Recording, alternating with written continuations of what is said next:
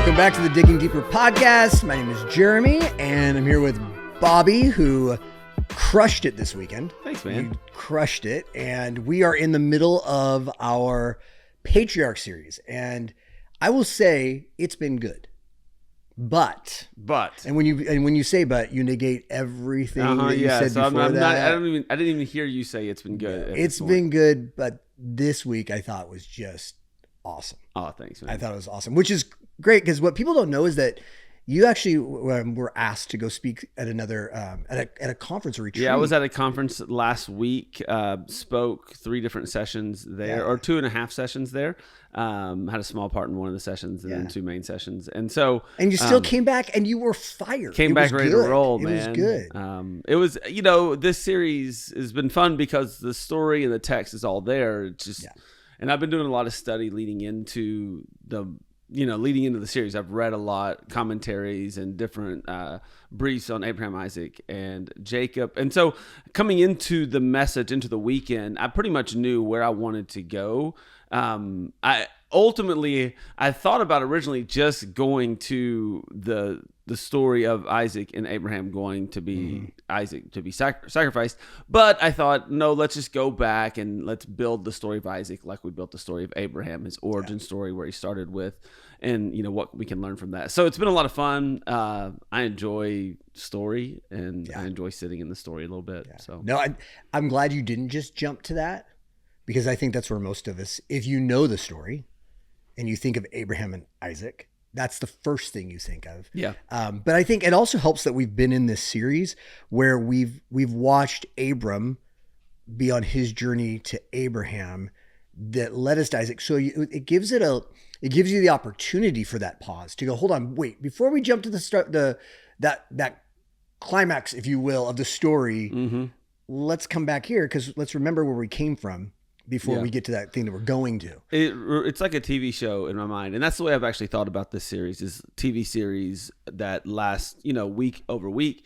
And everyone knows a good TV show, a series, builds on previous episodes, and there's little Easter eggs in previous episodes that speak to where you're currently at. And the same has been true for the series, whether it be the name of Abram and Sarah, whether it be the calling 24 years prior, walking into what it means to be a father of Isaac, to the sacrifice. All of it is calling back on the 24 years of faithfulness in Canaan, and in trusting God, and his mistakes and his failures and his successes.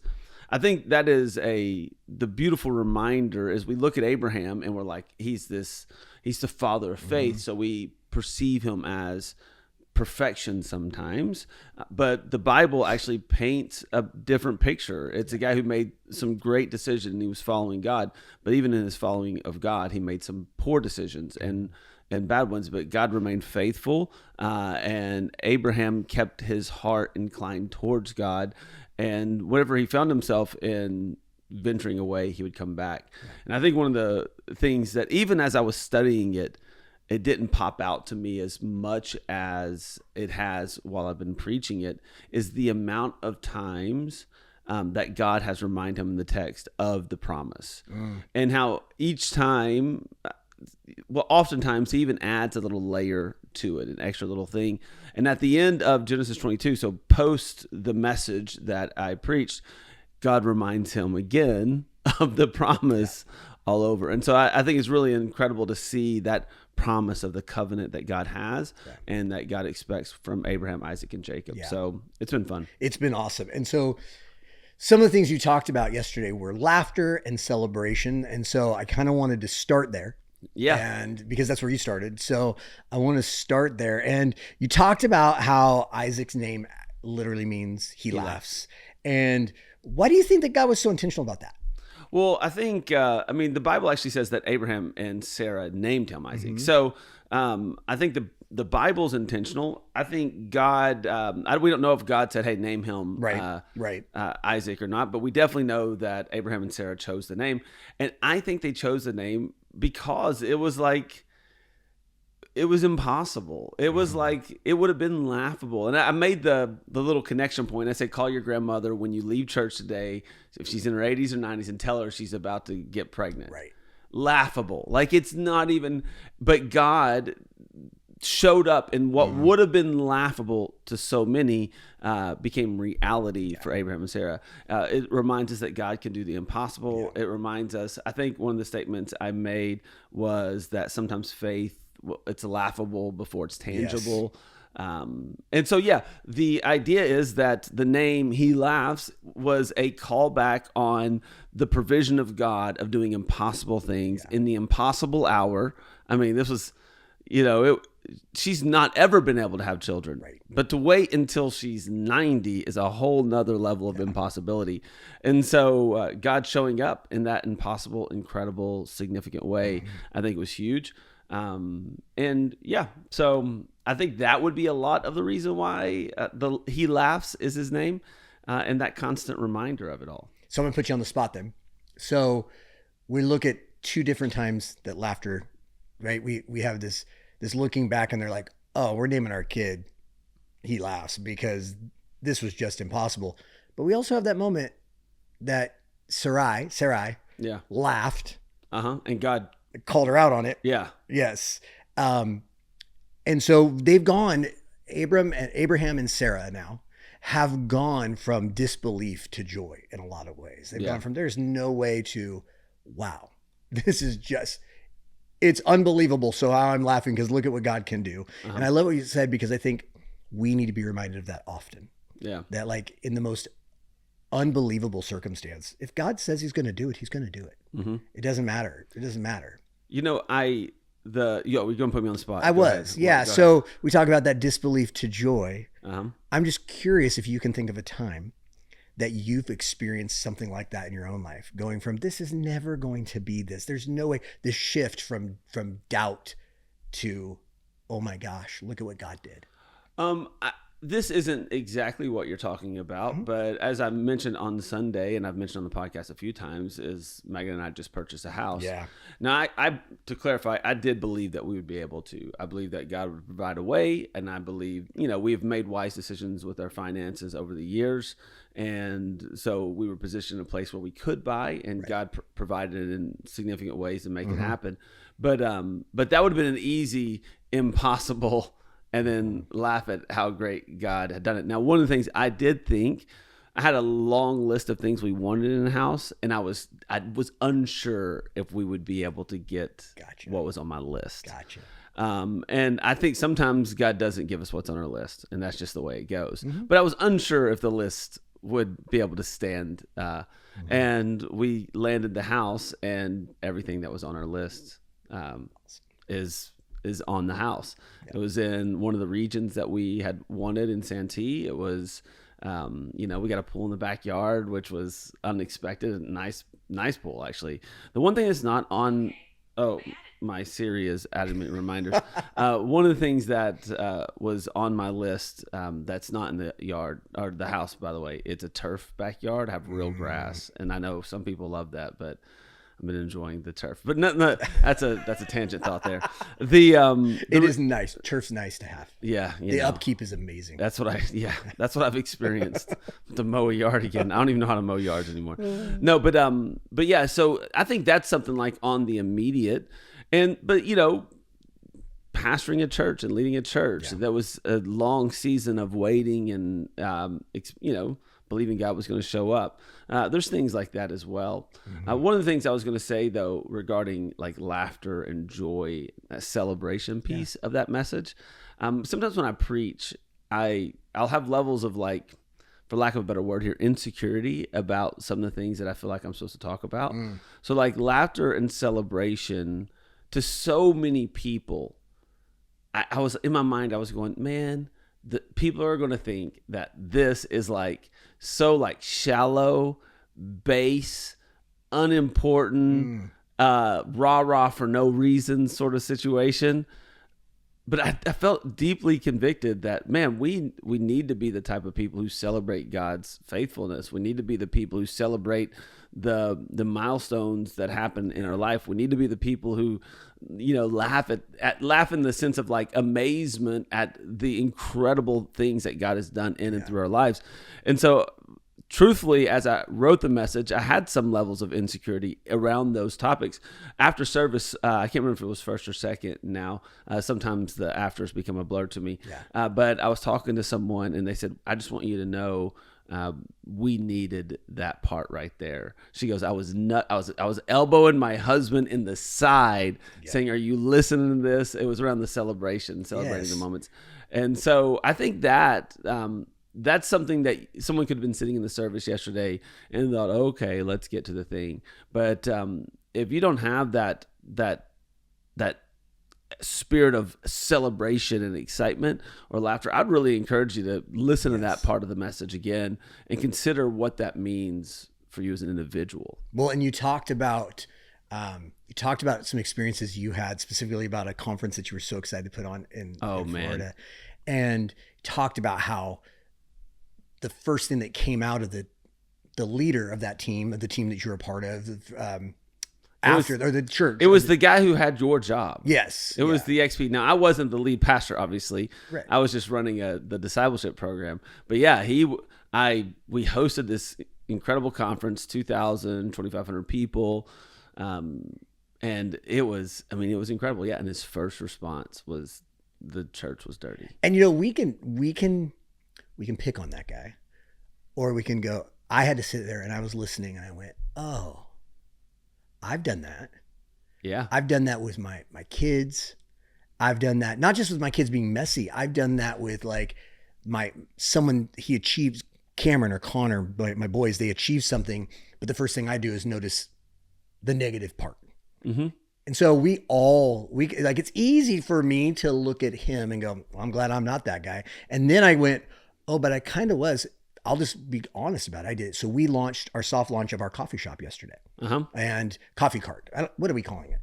I haven't unveiled the name. Okay, then the coffee thing. I have the name in my head that I want to go with, but I don't know if the team. Yeah, it's not podcast ready. It's not podcast ready. All right, exactly. But we did our soft launch yesterday, and I've been giving everybody a hard time. I'm not a coffee drinker, and so that's a thing. I'm not a coffee drinker, but I'm giving everybody a hard time about it's going to take them so long. It's going to do all these things. You told me every day that because I occasionally will go to the coffee cart and make myself a latte in the middle of the week. Usually right before a meeting.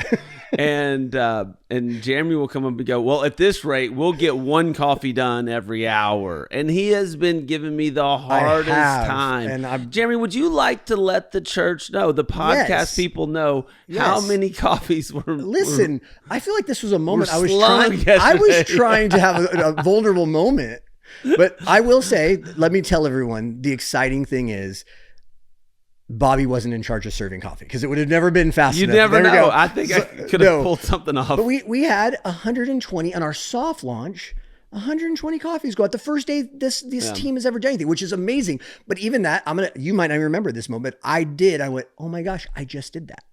Here we are, soft launch. And the first thing I did was go, oh man, we're gonna have to buy a mat to go under the coffee cart. That was like the first thing I thought is, we're gonna have to get a mat because it's gonna get the floor dirty. And how often we all, and I'm not talking about just in church world. That just happened to be at the church. Yeah. I've done it at home. I've done it on vacation. We do it lots of places. Instead of celebrating where we're at in the journey or the small wins along the way. Yep. And I just think that was, you say like, was that a small part? I'm like, that was not a small part of the message. I was getting text messages from my small group. Guys, we got to celebrate more. Matter of fact, my group just went off last night on it, and everyone said, hey, what's one thing you can celebrate for this week? And all the guys are putting stuff in. We have a guy that's 6 years sober that just shared that he's like 6 years. We would have missed that had we not chosen to let's just celebrate something for this week. Yeah, that's awesome. Yeah.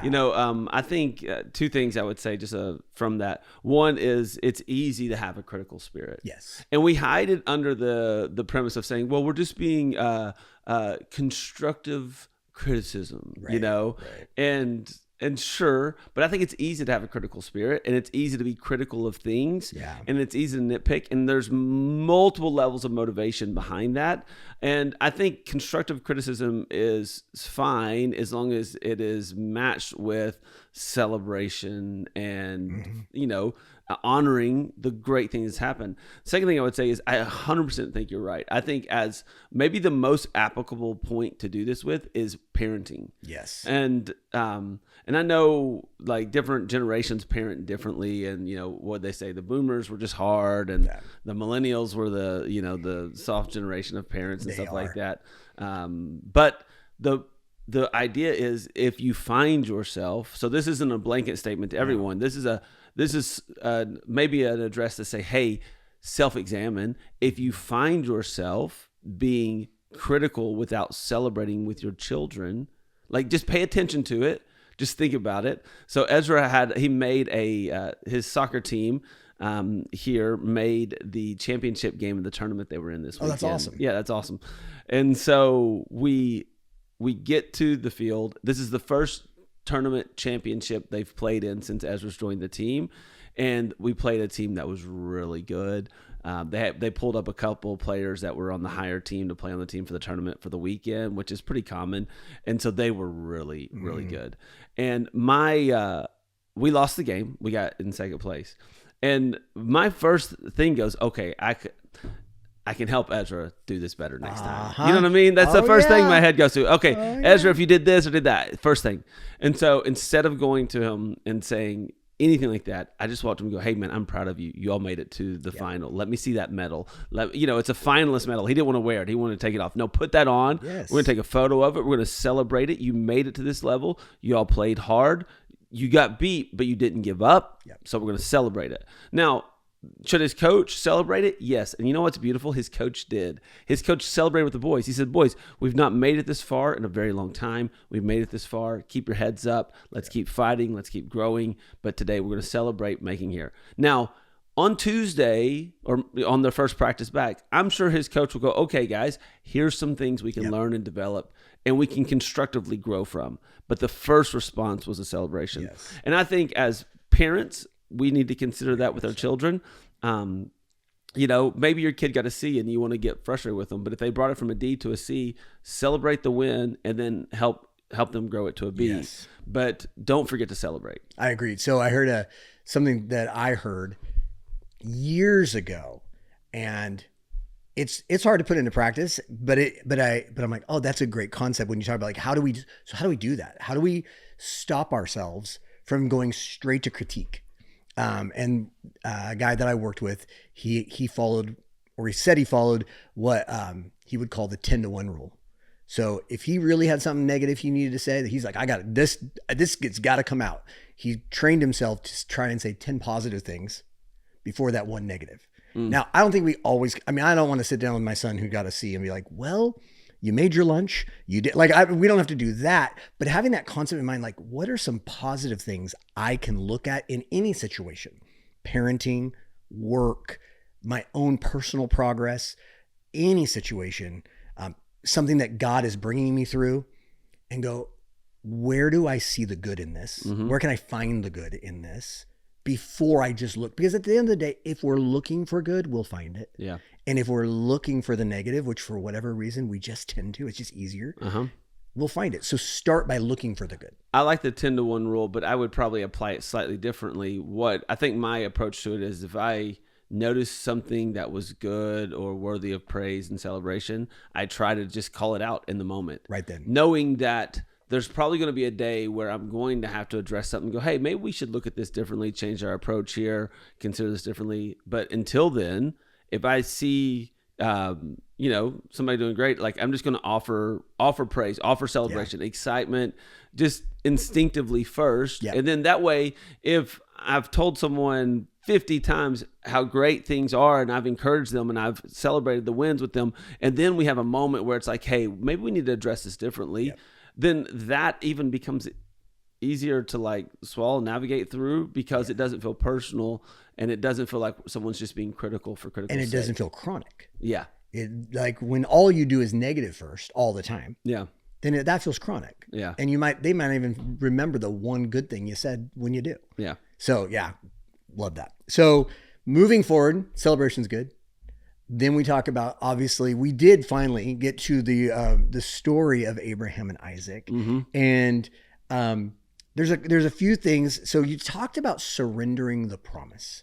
And you actually said one of the most powerful parts here is when you said sometimes it feels like God asks us to give the promise back. Mm-hmm. Unpack that a little bit more for me. And what is surrendering something that we've wanted for so bad? What does that actually look like in real life? We've wanted this thing for so long, and God fulfills a promise, and then unpack that for us. Sure. Maybe the greatest practical way that we can look at it, or maybe the illustration that can make the most sense is we say God is our source. We believe God is our source. He's provided us gifts, talents, abilities to make money and to be taken care of in that way. God is our source. So from our work of our hands, from the work of our minds, from our paycheck, from our job, we get money from that. And that is part of the gifting that God's placed on your life. In that, God says to be generous and to give back. And as a matter of fact, God says to use everything that we have for the glory of Him. Right. So all our money is actually for the glory of God. So to tend and care for our house well, to treat people with generosity and kindness, to pay for meals, to be generous in the church, to bring our tithe, like everything we have is for the glory of God. And when we have been given something from God, but we hoard it for ourselves, we try to control it, we try to determine its steps, we try to determine every bit about it, ultimately the promise will end up destroying us. Yeah. Money's the easiest example here. You know, you watch someone long enough, treat their money becomes their God, and then their money sets them off on a poor path. So in the same way, Abraham has this promise of God, your descendants through Isaac, through your offspring. What can you do with that information? Because he's being asked to give that promise back. Yes. Okay. And so with that, you said this. You said, and so he gets up early, like night before. God says, "Here's what I want you to do." Mm-hmm. Bible says he gets up early the next day, and you said it. He's chopping wood. He's getting he just goes to it. He just does it. He doesn't hesitate. Mm-hmm. Do you think that's because, oh, God made this promise and now I believe? Do you think it was just, nope, this is God and I'm not? Where do you think that? How do you think that was so simple or not simple? It wasn't so clear for him. I think the New Testament shows us and paints us the most clear picture of where Abraham's heart is at. It is, he reckoned that even if he sacrificed Isaac on the altar, God could raise him back to life. I think his belief in God doing the impossible is what made it simple for him. Not easy, but simple. I think his faith in God. Track the story. That's what the beauty of the series is. Yep. Track the story. There were multiple times he thought, is God going to show up? And then God showed up. There's multiple times he paved his own way and made it in his own way, and it ended up causing strife and difficulties and stress. So I think 24 years of trusting God, 24 years of failing and then realizing God was still faithful, he hits that place and he goes, no, God is faithful. I don't know what God wants out of this, but I do believe that no matter what happens, that God is faithful to his word and he will do what he said he was going to do. So if this is what he was requiring and asking of me, I will trust him in it. And I get it. That's like, we're reading this in a modern lens, and we think to ourselves today, we're like, well, that's insanity. How dare you? Right. How dare you, lay your child, your probably teenage son, young adult son, on the altar bound to sacrifice him. And it sounds insane, and it feels insane to us. From the time of which Abraham was alive, we actually know this child sacrifice, actually sacrificing your firstborn, was huge. It was like many gods. Chemosh required it. I can't remember which other god it was. I just dropped the name from my head. It was required, though, from multiple gods. So it was a common practice. God's about to establish something about his character and nature, is that he is not like the other gods, and he's not going to require what the other god requires. Those gods are requiring you to sacrifice. Like, you provide the substitute, and God's establishing, no, he will provide the sacrifice. And so, I think that that moment, it's a hard pill to swallow. It's a hard thing to understand. But I think that Abraham trusted because he trusted God, and God had proven himself trustworthy and faithful. So he had faith that no matter what happened, God's word, God's promise that was already spoken as truth is still true. And he's going to trust him in it. And I just wonder, as we have followed his journey, there were many times he didn't trust. Yeah. And his wife didn't trust. And I just wonder, like, it was after God has proven himself over. I just wonder if God, finally it clicks for Abraham. Yeah. And, because who knows, had it been 20 years earlier, we might not have seen this. He might have been this, well, wait, God, what about this? Or what about this? He just finally, so I wonder if it's that long obedience. Yeah. That over time, he finally realizing, man, how much better could we be off if we would just obey consistently? It doesn't get easier to do. The hard things are still hard. Yep. But it makes more sense and it's more simple because where trust grows. Mm-hmm. I just wonder about that. And then we only have a few more minutes, but I had, again, you've been studying this and I have not studied it. I think we all have seen Isaac as a 13-year-old boy, like 12-year-old boy, 11-year-old boy. We all saw him as a little kid. Mm-hmm. And you shared that a lot of commentators actually think he was late teens, possibly in his 20s. Yeah. How does that change this as it relates to who Isaac is? And I know we're going to go and we're going to start talking about Isaac in probably a couple weeks, but no, we're in Isaac. Oh, you're in Isaac now. That's right. We're now moving on to Isaac. Excuse me. So how does that change for you as you're preparing and you go, oh, wait. Well, that's the beauty of that is the beauty of the ending of my message. Yeah. What I took the last 20 minutes on, which is the foreshadowing of Christ and the similarities of those stories, which anchors, like, in that chapter afterwards, God reminds Abraham, through your descendants, every nation will be blessed. Yeah. It is a prophetic utterance of Christ. He had already said it, I think, once before in one of the promises, but here he is saying it again. And I think Isaac's age allows us to understand that he is not a child who can't make decisions for himself, that he has cognitive abilities to make decisions, to understand ramifications, to decide to trust or not to trust. Like, there's a lot of that there. So when my goal was, let's talk through Isaac. Yeah. Let's talk through Isaac waking up with his dad, setting off on the journey to the mountains, to Mount Moriah. Let's consider the fact that he carried the wood up the mountain. Yeah. Let's consider the fact that he recognized there was a fire, there was wood, but there is no sacrifice that his dad is bringing. Let's recognize the fact that he was bound and he was the stronger of the two. I mean, practically speaking, yes. I mean, Abraham probably had some old man strength. No, but he went willingly. But Isaac went willingly, yes. And he laid down willingly, but God provided a substitute. So the whole aim was, man, let's sit in the fact of the magnitude of the gospel. And if that felt offensive, like, how dare someone, like, how can we do that? How can he sacrifice? Why would that even be allowed? Why would anyone even consider that? Like the weight of that was be so massive. And then it was to go, like, my hope and prayer as I was preaching it, because I didn't really bring up Jesus when I was talking about Isaac. My hope and prayer is that as each little thing unfolded, he carried the wood up the mountain. Mm-hmm. He went willingly. He was bound. He was my hope and prayer is that people would start connecting the dots in their head before I even painted the picture. Yeah. That way, when we paint the picture, it's like, I'm already there, man. Yeah. And so, but the idea is, like, man, the weight of what that meant to Abraham, the reality of that decision from Isaac, we understand the gravity of it. And that, what we're experiencing there, applies the same to God the Father and Christ the Son. Yeah. And Jesus went willingly. Jesus climbed the mountain of Calvary with a cross on his back.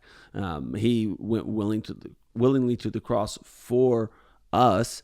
And Isaac was provided a substitute with the ram. Jesus was a substitute for us. Like, that connection of the gospel. And I have a concern that I often come back to the gospel in my messages. I'm sure you've heard it, but maybe not to this level of detail, but I often come back to it. And the reason why is because I have a concern in church that we'll start considering the gospel, the sacrifice of Christ, as some elementary, basic, we already know this, tell me something meatier, give me something deep, I need something deep, I already know this stuff. Yeah. And it's like, man, I don't want to glaze past the gospel as if it's just some random thing or it's just another layer of our theology. Everything we believe hinges on the gospel. Right. And so, I was like, man, the gospel, like, think about, like, I encourage the church in the message, you heard it, to think about the gospel. Like, when you wake up, I was thinking about the gospel when I walked into the gym this morning. I was thinking about the gospel when I was driving down the road this morning. Why? Because I challenged the church yesterday to think about the gospel. So I decided I'm going to think about the gospel before I walk into the gym, and how I interact with people, like how I interact with the roofers at my house. Like, those were the things that I was thinking through this morning. And so I hope and pray that as people even listen to the podcast now, they're reminded again to consider the gospel. Yeah. What does the gospel mean for you as an individual? What does the gospel mean for the way you live your life? What does the gospel mean for the way you interact with people? And we've come back to that, I think, a couple times in this message, in this series so far. But it's a good reminder. Yes, it is a good reminder. And it was, like I said, great message. All around, great message. It's been a great series. I'm excited for next week as we continue with Isaac. Yep. Can you give us a hint? No, we're just going to keep going. Just if you want a hint, read the next handful of chapters, and there you go.